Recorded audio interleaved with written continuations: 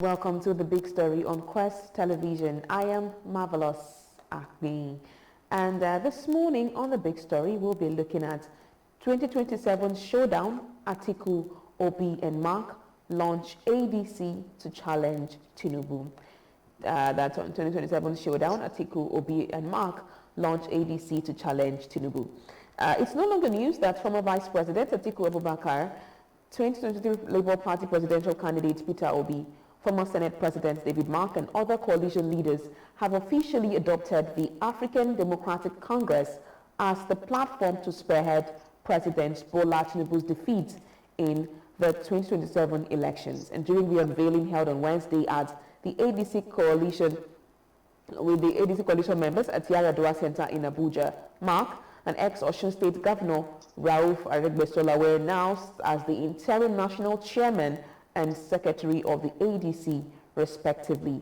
Meanwhile, ADC's 2023 presidential candidate, Dumebi Kachiku, and other members of the party's bloc criticized Atiku, Obi, and others, accusing them of hijacking the party and claiming they lack the capacity to lead. And this morning on the program, we'll be having a guest, public affairs analyst and entrepreneur, Magaji Tingong Zakaria. We'd like to know if we have him on the show this morning.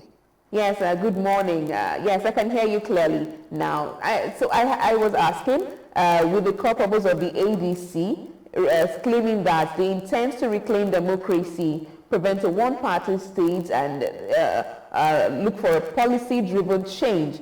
And with the people we have presently now in the ADC, the likes of Peter Obi, Atiku Abubakar, Rotimi Amechi. I mean, we have Peter Obi there, and someone that's really loved by the people. Do you think they could have at least a chance of trying to indeed unseat President Tinubu come 2027?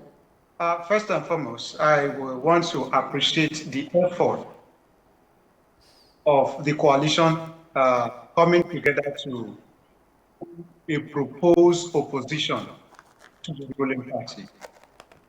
And for me, the opposition is driven by selfishness, high-handedness, poor politicians who have this mentality that we're supposed to be in Tinubu's cabinet, that are not in Tinubu's cabinet. I hashtag them as chicken gumbo. And then when you look at the coalition, they are just bringing some few individuals to co-opt the coalition. What it looks like, the purpose of that coalition, it is usually in establishing the situation of Nigeria. But I want to ask these big questions. Some of them were one-time governors, two-time vice president of this country. Some are ambassadors, some are senators, some are House of Reps, some are even Speaker, and then also President of the Senate. Put back in their states while they were governors and the rest. Has their state become paradise in Nigeria? And if their state has not been transformed into a paradise, I see that coalition as politicians that don't have a say, are just grumbling by this scenario.